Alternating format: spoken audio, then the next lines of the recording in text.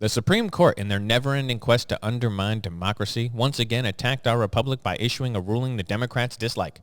This week, the court overruled Chevron deference, which allowed executive agencies to interpret federal law in ways that was favorable to their agenda and then forced that interpretation onto the masses.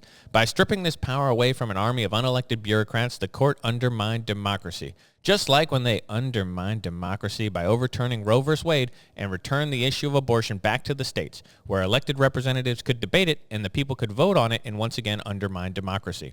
Or what about when those Republicans like Donald Trump and undermined democracy by voting for the candidate of their choosing?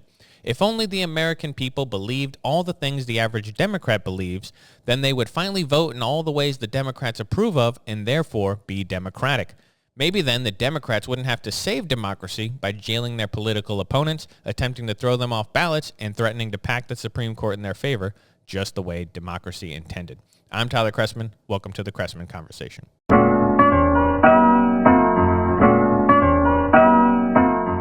Hello, everyone. So today we are going to be talking about the Supreme Court. Mostly. We're going to get into something else at the end, but we're mostly going to be talking about the Supreme Court. They had a couple huge decisions that came out this week, so we're going to dive into two of them. And I think it's going to be pretty interesting. It's an interesting topic because the Supreme Court obviously is one of the most important groups in our government. There are three branches of government. Everyone should know this. You have the executive, the legislature, and the judiciary. The Supreme Court is obviously the head of the judiciary. So they are very important. They play a giant role in our government that most people don't understand. And sometimes it feels like occasionally, at least, they willfully misunderstand. We are going to get into some of that this week without a doubt. So we're going to start with Chevron. So this was probably the biggest, maybe actually the second topic is going to talk about Trump's immunity. But Chevron and Trump's immunity are the two biggest things that were in the news this week. What is Chevron? Why was it important? Is it a good thing it's overturned? Let's get into all that. But let's just do a little bit of our fact-based discussion first. So Chevron deference was overturned this week. The vote was 6-3. It was basically along ideological lines. The conservatives on one end and the liberal justices on the other. The conservatives voted to overturn this decision. So the actual case that was overturned was 1984. There was a court case, Chevron versus the Natural Resource Defense Council, which that case was decided in 1984. It gave us the Chevron doctrine.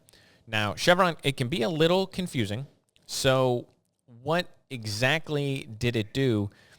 It basically established a two-pronged question that had to be answered by the courts to determine whether or not a stature imposed by the executive is legal or could be brought into court.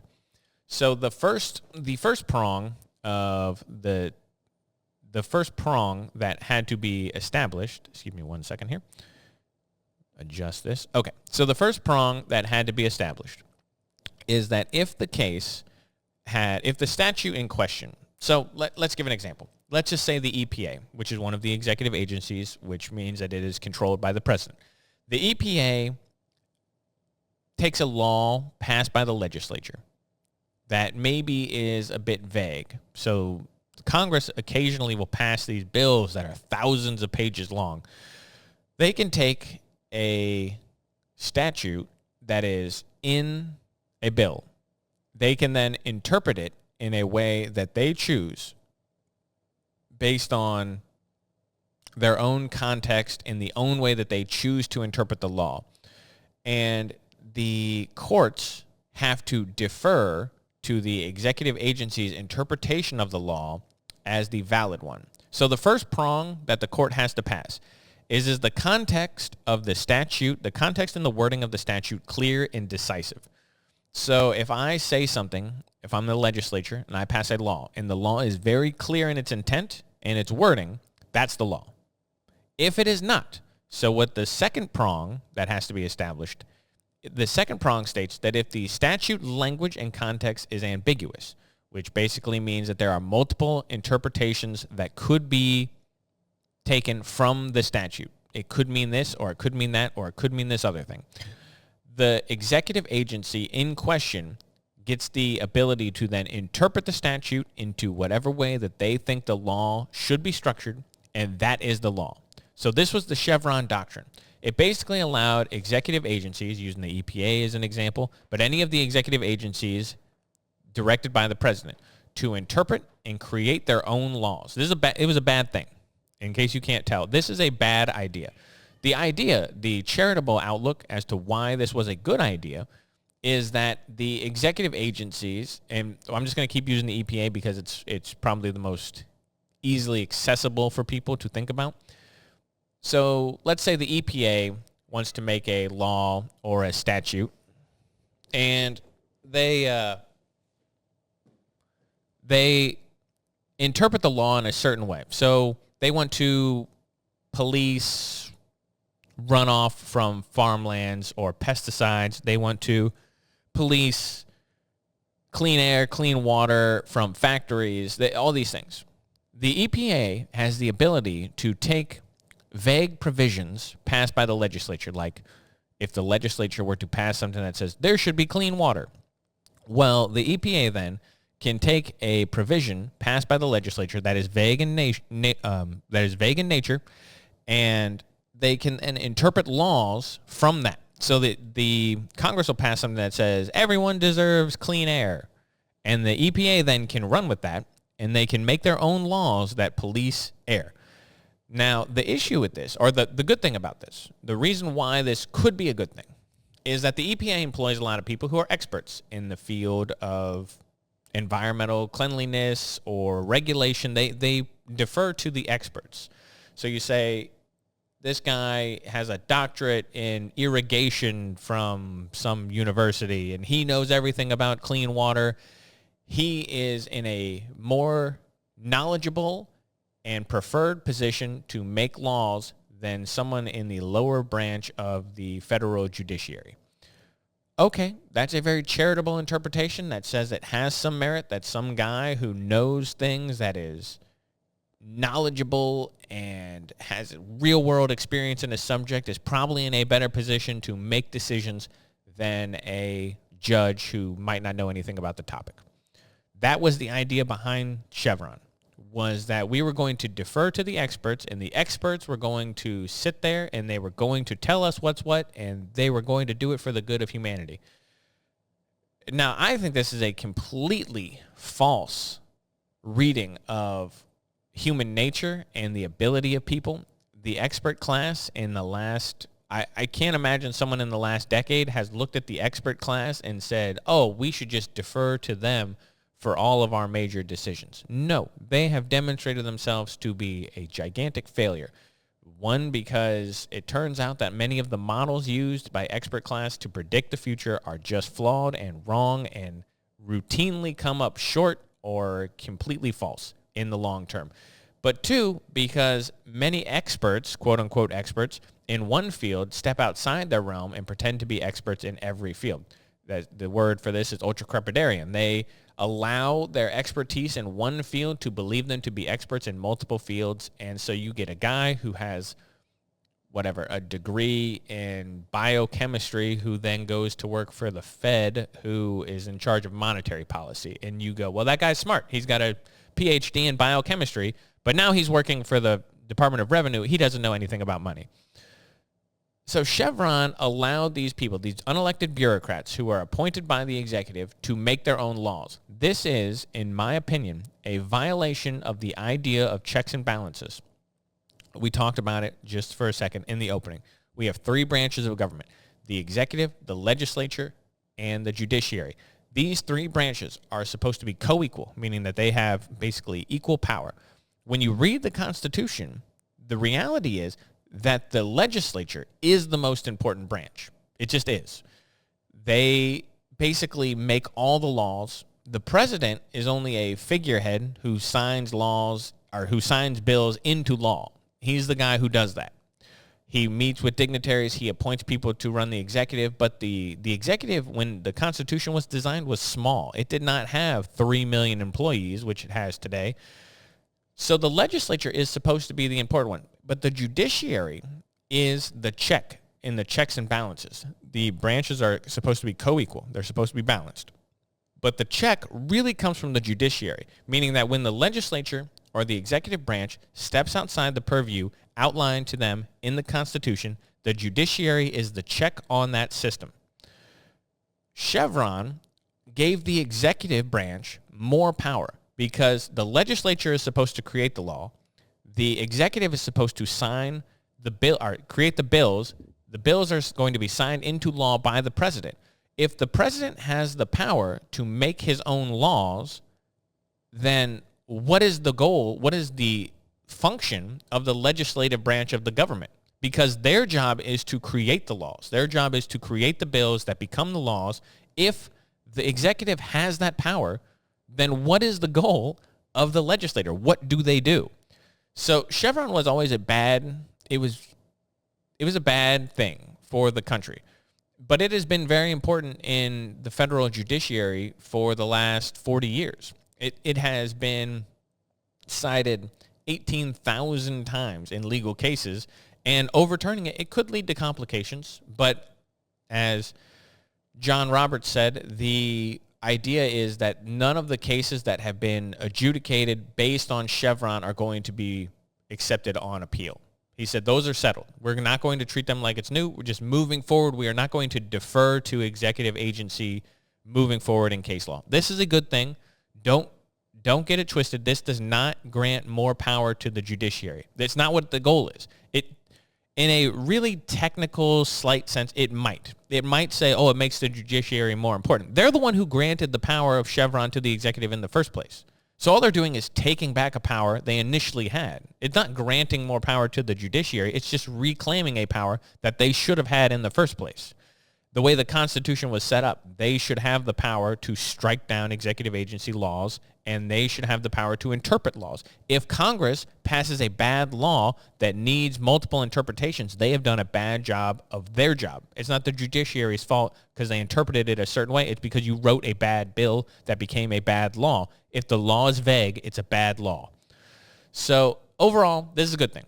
It really is. People are freaked out about Chevron. They think all of a sudden the world's going to fall apart because the EPA can't create its own laws or the FDA can't create its own laws. No, this is not true. It's just not. It's not going. Nothing fundamentally is going to change. All it's going to mean is that the courts are going to have more power to examine the laws posed by the executive, which is a good thing. You want the judiciary to be able to check the government. It is their role. And if they're not able to check, which the lower courts in the judiciary were not able to do, they were not able to go against the interpretation of the executive branch, then they're not doing their job. So that's the whole thing. That's what Chevron is. Chevron, you don't even need to worry about it anymore because it doesn't exist. But all this means, moving forward in the simplest terms, is that the judiciary has the ability to interpret federal statutes, and they do not have to defer anymore to executive agencies. That is it in the simplest terms. Don't let anyone misconstrue or fool you or trick you into thinking it's something worse than it is. It's not. That's all it is. Straight up. All right, moving on. Topic number 2. This one is the other big case, which is a little bit, it's a little bit more complicated than people are leading us to believe, but also way less scary than, it's like Chevron, way less scary than people believe it is. And that is the Trump immunity case. Dun, dun, dun, the Trump immunity case. How could this be? How could we let Donald Trump have immunity? This terrible monster man, bad orange guy, boo-hoo.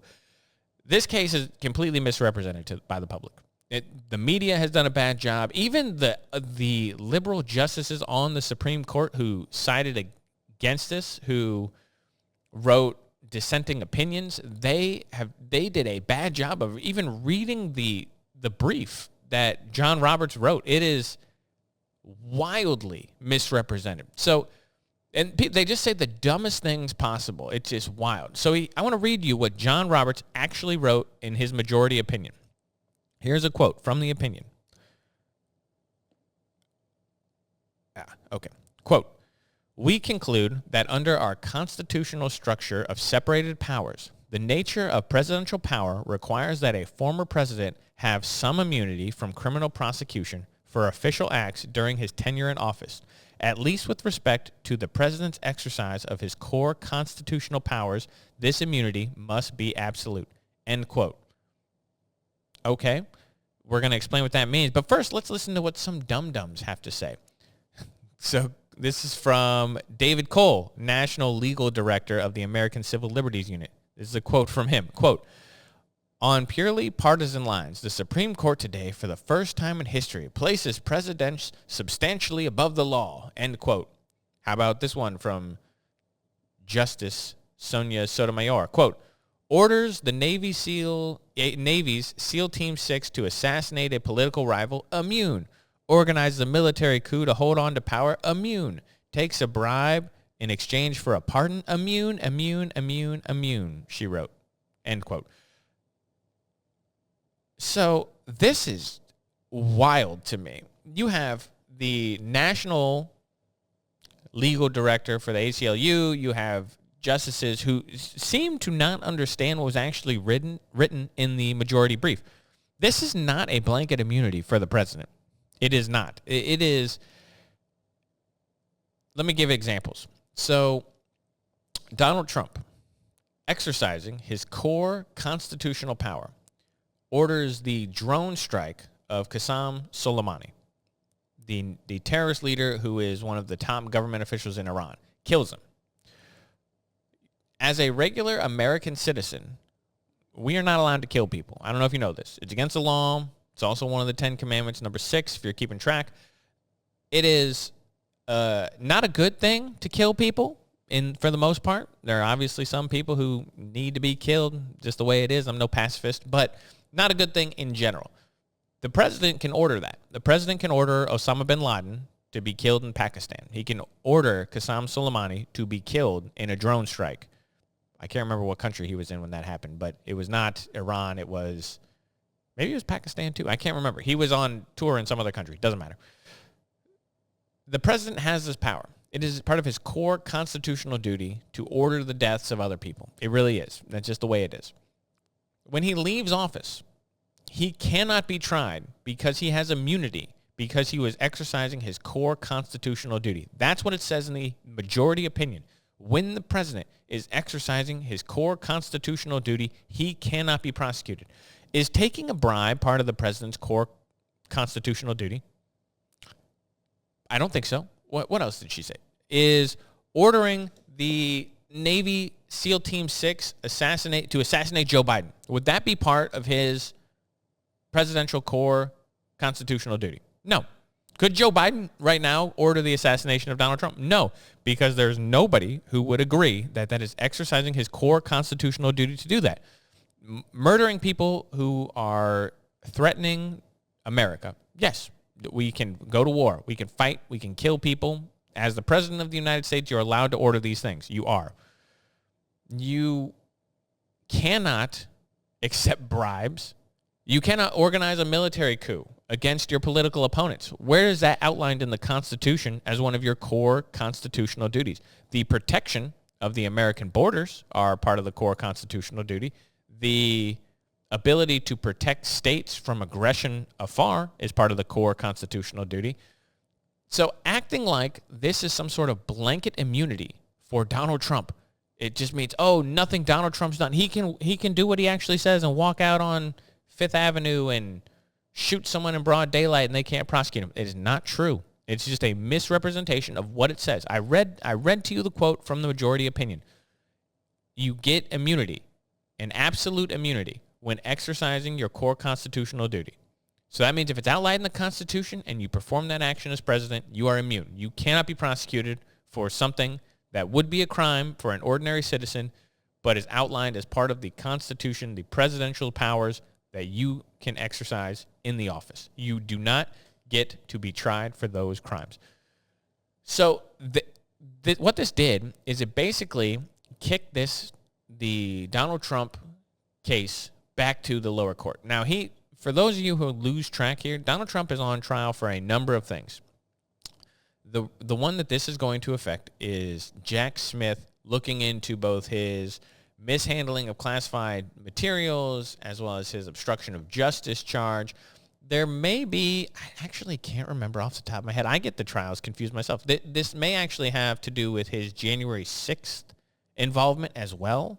It's hard to say. I can't remember which one this is, but it doesn't matter because this is all being kicked back to a lower court.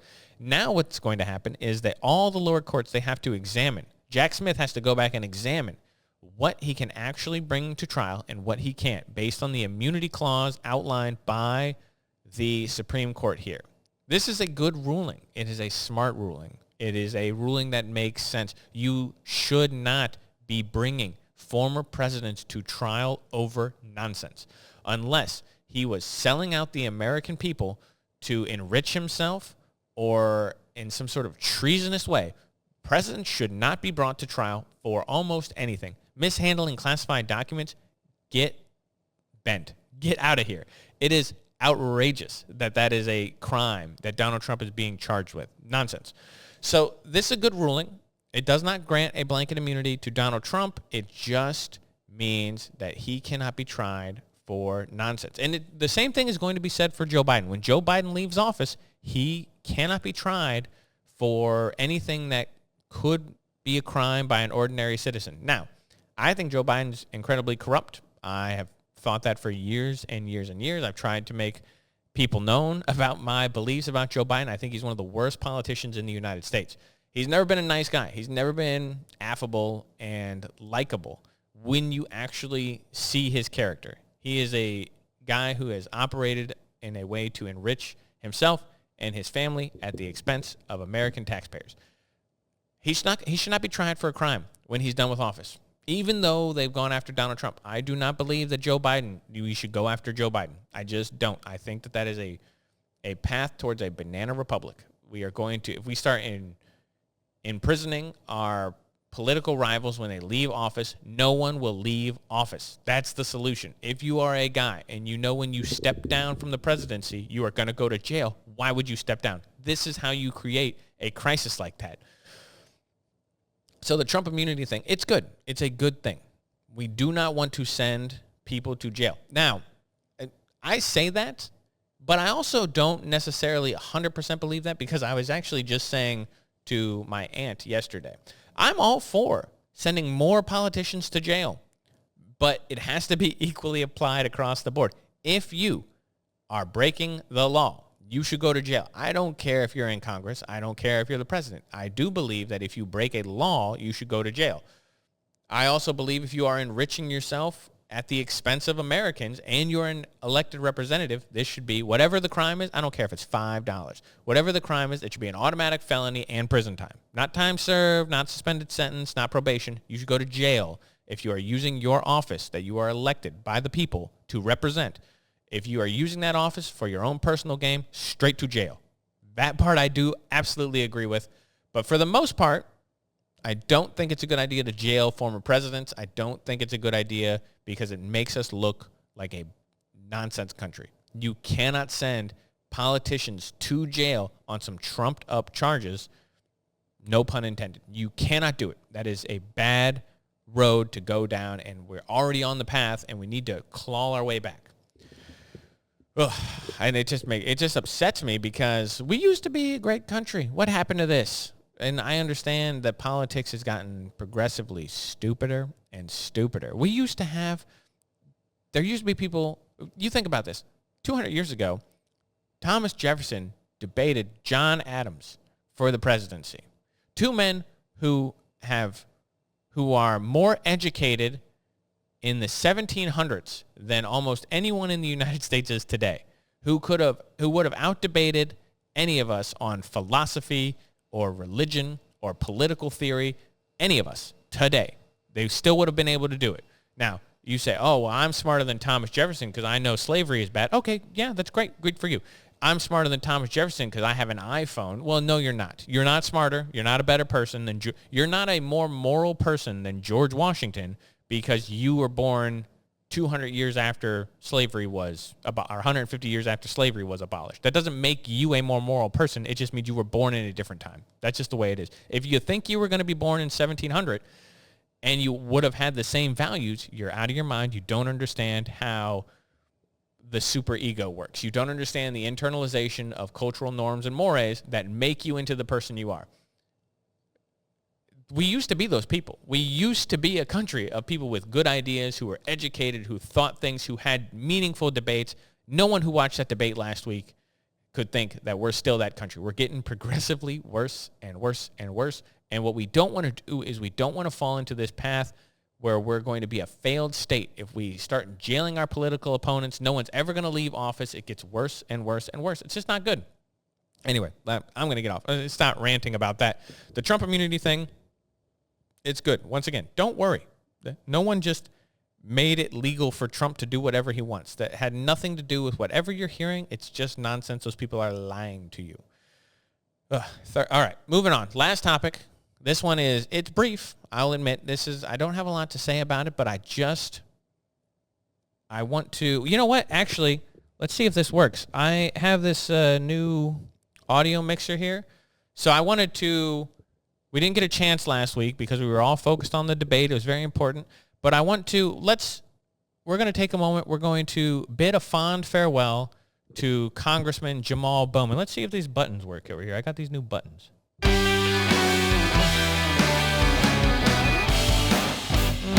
Oh, Jamal Bowman. We're going to miss you so much, you anti-Semite, you know nothing. It is a terrible tragedy to lose someone. The collective IQ of Congress just rose by 4 points. Jamal Bowman, listen to that music. This is your playoff song. Dun-dun-dun-dun. Oh, we're going to miss him, that moron. Jamal Bowman, I don't know if you can tell. I don't like him very much. He's an anti-Semite. He's a bad person. He is just a know-nothing who was elected to Congress by being a race hustler who contributed nothing good to society. Isn't that great? Jamal Bowman's out of Congress. For those of you who don't know Jamal Bowman, he was a representative from New York. He was beaten in a primary by George Latimer. Don't know anything about George Latimer. Could be great, could be terrible. Don't know. He's a Democrat. Beat him in a primary. Jamal Bowman is a member of the Squad. The Squad is a member of... It's great that they gave themselves a name. It's a collection of the worst, most useless people in Congress. They call themselves the Squad. They're all terrible. Jamal Bowman was a member. He was, I think, the only male member of the Squad. And he's out. He was just primaried, lost. George Latimer is going to be the representative. He's probably going to walk away with the election because the Democratic primary in districts like that is the thing that determines whether or not you're going to be a representative, because no Republicans getting votes. It's all Democrats. So if you win the Democratic primary, you're walking away with the election. Bowman, of course, he blamed the Jews. This is a guy who, rabid anti-Semite. He denied that there was sexual assault, denied the rape that happened on October 7th. He eventually kind of quasi-apologized. You might know him best from his time of pulling a fire alarm to disrupt a congressional hearing. He claimed that he thought it was going to open the automatic doors. So either he's a liar, which I think he determined it actually is true. He is a liar. He pulled that on purpose, or he was too stupid to recognize that a fire alarm and the button to open a door looked different. As if you've never seen a fire alarm. He was a middle school principal. I'm sure he was familiar with fire alarms, but yet somehow he confused a fire alarm and a little silver button to open the door. He did plead guilty to that misdemeanor. So it turns out when he initially said, I did it on accident, he was lying because he pled guilty. He did it on purpose. We all knew he did it on purpose. It was ridiculous to pretend otherwise. He's just a bad dude. We don't like him here on the Chrestman Conversation. I don't like him. I don't know. I'm glad you can tell. I'm not going to be shy about it. We bid him a fond farewell because every time we kick bad people out of Congress, this is a good thing, left and right. This could be a sign. It should be a sign to Democrats that people do not like the progressive agenda. They don't. They don't like the progressive agenda. They do not like Jamal Bowman. He's getting kicked out. My congresswoman is next. She's also a member of the Squad. She's out of here pretty soon. I'm fairly certain Wesley Bell's going to walk away with it. The progressives are unpopular. The Squad is unpopular. People like AOC because AOC is good looking. She can dance and she says things that are inflammatory. But when you put her under the bright lights, when you actually drill down, The only reason that people like her is because she gets positive media coverage because they ignore all of her glaring faults. It is not because she's bright. It is not because she has good ideas. It is because she's a fresh face and people like looking at her. That's it. And I hate to say it, but that is absolutely true. She brings nothing to the table. She doesn't know anything, and she routinely looks like an idiot when she is questioned. I'll never forget that interview where she was asked about Israel and Palestine years ago, and she had to laugh and say, I actually can't go into it. I'm not an expert. And they just didn't ask the follow-up question. Well, then why the hell are you talking about it? Because you're talking about it, and when we ask you questions, you don't know the answer to it, and you have to laugh and say, well, I'm actually not an expert. But you're saying shit about it, so why don't you just shut up? Jamal Bowman's out. Cori Bush is next. The progressives are unpopular. They are losing. The Democrats, if they were smart, if you just listened at all, the Democrats could win these elections. They could win this next election, even with Joe Biden at the top of the ticket, if they simply moderate a little bit. Quit hating Jews so much. Maybe bring back some of the abortion rhetoric just a little bit. This abortion up to the day of birth, just say no one actually supports that. Democratic politicians, listen, nobody supports that. If you say my due date is November 1st and on October 31st you think that you should be able to have an abortion, not because of the health of the mother, not because of some genetic malformation in the fetus, but because you just don't feel like it anymore. Nobody supports that policy. But the Democrats can't just say, yeah, that's sick. No one should do that. That's bad. That's a bad thing to do. The Democrats on any of these topics could moderate slightly, be like George Latimer, and you will win walking away. But they're not doing it. And I don't know why. I don't understand it, because you have to understand that the progressives, when they get exposed, when people actually see what the progressives are, who they are, the anti-Semitism, the Marxism, the anti-capitalist streak, this blow-up-the-system crowd that has infiltrated the Democrats, when people are exposed to it, they don't like it. And all the Democrats have to do is not be crazy. It's the same thing on the Republicans, by the way. All the Republicans have to do to win is just not be crazy. Just be normal people. People like normal people. You're getting your policy off Twitter, which is a terrible way to govern, and it's a terrible way to read what the American people like. Most Americans are not on Twitter. The fringes, the political elites, and the people who are into politics are on Twitter, and those are the people with the strong ideological bent.